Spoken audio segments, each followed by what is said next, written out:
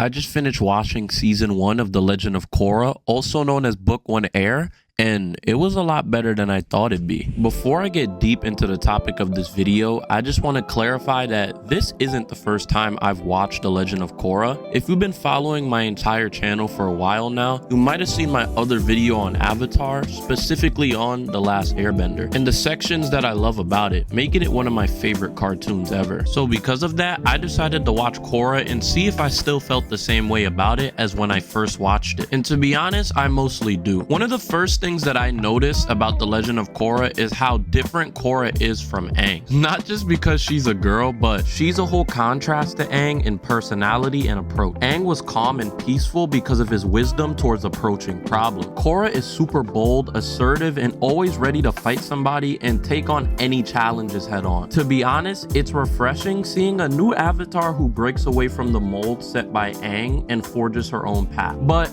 it also has its positive and negative aspects that I'm gonna get into shortly. This next take will probably make you guys a little bit mad and make you shut off the video, but I don't care. Nah, actually chill. Do not click off the video. Just hear me out. Now listen, don't get me wrong. Aang is a beloved character with his strengths, but let's kind of face reality for a second. He can be a bit overrated by a lot of you guys. My name is Aang. And I'm the Avatar. To be honest, Aang is just boring as a character. In Book 1 of The Last Airbender, he comes off too much as a goody two-shoes, which can make him very one-dimensional. Korra, on the other hand, brings a new level of complexity to the role of being the Avatar. Her struggles, flaws, and growth throughout the first season make her a little bit more relatable and compelling protagonist. But it's worth noting that while Aang had to adjust to an entirely new world after being frozen for 100 years, Korra's story starts entirely different. She's only seen a smart part of the world, which provides a unique perspective on the Avatar's role in a changing society. Aang's journey is about rediscovering a world that he once knew, while Korra's journey is about navigating a world that is evolving in ways that she never expected. But I've noticed something about Korra that makes me dislike a huge part of her character, which is low-key that Korra might actually be stupid. This is Avatar Korra. Korra, this is my grandma Yin. You are very muscular for a woman. Thanks. You too? I'm a dumbass. I'm a dumbass. Or, well, she's kind of stupid. I don't know how to explain it. A lot of the time, she rushes into situations without thinking and very clearly is a meathead.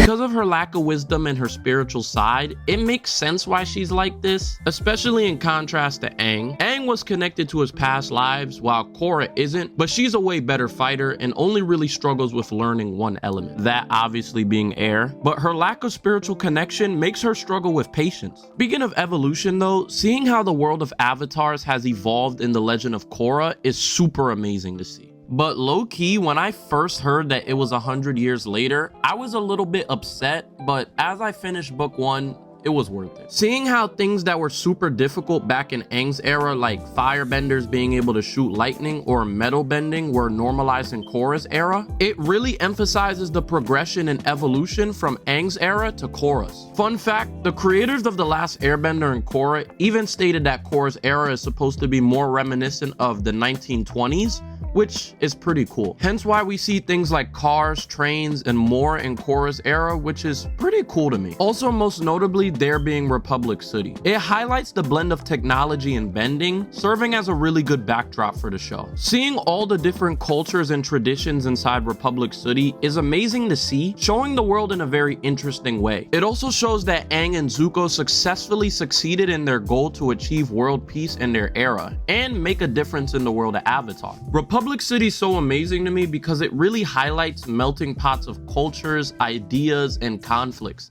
And because of that, it adds depth to the Avatar world. Bro, we even get to see sports in Korra's era with the introduction of pro bending. When Korra arrives in Republic City, Korra has to navigate the complexities of being the Avatar in a world that is moving into a new era that we've never seen before. And we get to share this experience with her. Book 1 tackles issues of identity, power, and responsibility responsibility, resonating with viewers and sparking discussions on real-world parallels. There's also the Republic City Police Force, headed by Chief Lin Beifong. What's cool about the police force in Korra is that most of them have mastered the art of metal bending. Throughout the season, Lin faces various challenges, both personal and professional ones, that add depth to her character. What's so cool about Korra's evolution too is how we have literal mech suits in Avatar Korra's era has mech suits, bro.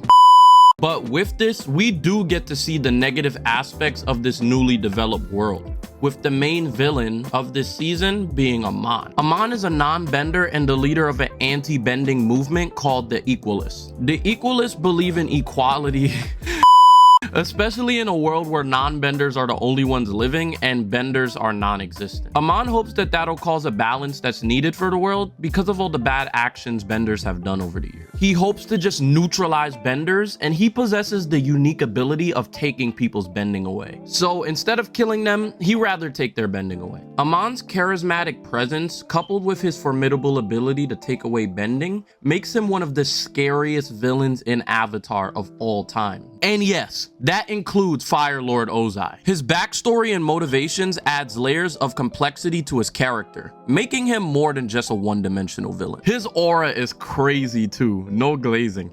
He scares Korra by literally just looking at her, and Korra becomes so scared of Amon, she starts having nightmares about him. But this is pretty good for Korra's arc, because she has to overcome fear to be able to face him in the end. His power of taking away bending ups the stakes a ton because of how unpredictable and how unprecedented it is. It's such a rare ability in the world of Avatar that they highlight that only Aang, the last Avatar, knew how to do it. So the stakes increase through the possibility of him taking someone notable's bending like Tenzen or Korra, which technically happens, but we'll get to that later. Amon's conflict with Korra is another amazing aspect of this book because of how personal it is. Korra being the opposite of everything Amon is making this a battle of ideology. His ideologies are so convincing to the people that he becomes a savior in the eye of them, creating a long-lasting impact on Republic City. It's even crazier because people hate Bender so much that when Amon literally takes over the city and has everyone at his will, they are still hyping him up. The repercussions are so impactful that even non-benders don't like the Avatar anymore, which is crazy. And this is all attributed to Amon. He was able to successfully change the narrative regarding benders and their intentions. But there was a setback with hypocrisies being revealed later in his ideology. Leading us to Tarlock. Tarlock is a prominent figure in Republic City, serving as a councilman. At first, he seems to be a very well put together politician, but it's later revealed that he's also a bloodbender, using his abilities to further push his agendas. Then there's Yakone, the father of Amon and Tarlock, who's a powerful bloodbender and a criminal. He's known for his ability to bloodbend without the need of a full moon, making him one of the most dangerous benders in history. Yakone's criminal activities eventually lead to his arrest and trial, where he attempts to escape justice by using his bloodbending abilities.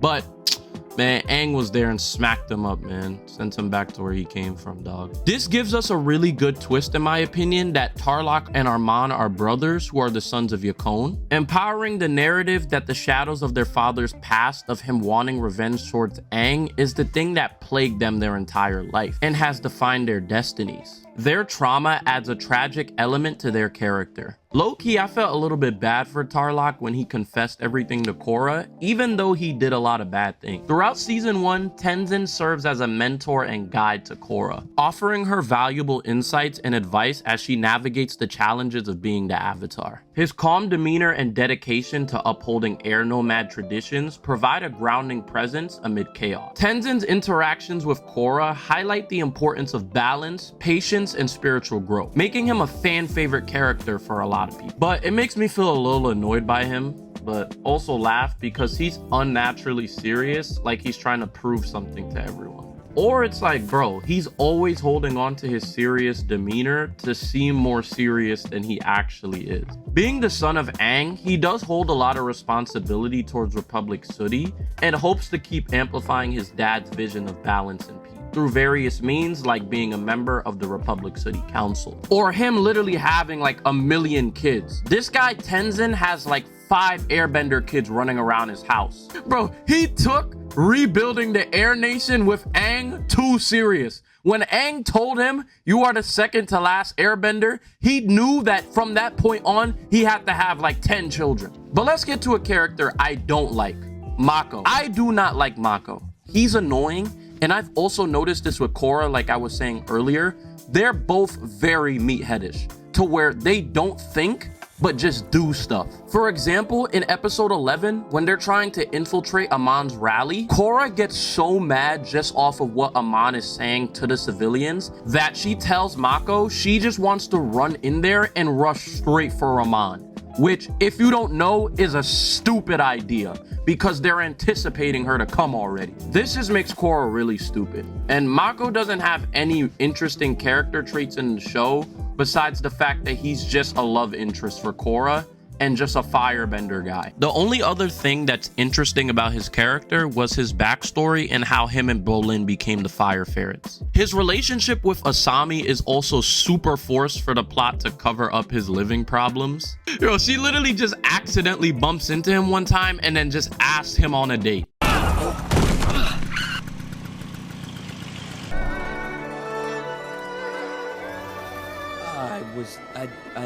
Wow.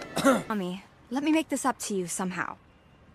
How about I treat you to dinner? Tomorrow night, 8 o'clock, Kwang's Cuisine. Which, if you actually go outside and are a real working human being and not an NPC, you would know that's not how it works. But I will say this, Mako isn't as bad when he's around the other characters. For example, Asami is a pretty cool character with her being very resourceful and tech savvy. And each member of Team Avatar brings their unique skills and perspectives to the team. Bolin is witty and also kind of stupid. As a group, I think they're pretty good though. And whenever they're uplifting Korra and giving her advice on how to be a better avatar, I think that stuff is really good for the show. Now, the love triangle thing is dumb to me, but I'll save that for the book 2 review. For what happens in season 1, I think it ends in a very good way. But something I've noticed about Korra in comparison to Last Airbender is that it can really get dark sometimes. Bro, like literally look at how Amon and Tarlock die.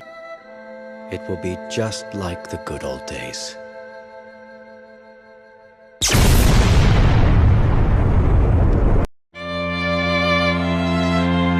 The tone shifts are way more subtle, but the pacing in the first few episodes of book 1 was incredibly fast for no reason. We'd be at one location 1 minute and another the next, with no explanation for anything showing us how we got there. But I guess it's a kid's cartoon, so a lot of these recent points I don't want to trip over so much, like pacing and stuff, but the ending is pretty good too, with Korra achieving the avatar state and returning Lin's bending that was taken from Amon. I think it shows her development as an avatar and her spiritual connection finally improving, which is amazing to see. Now, score-wise, I think I'll give Legend of Korra Book 1 a nice 7 out of 10.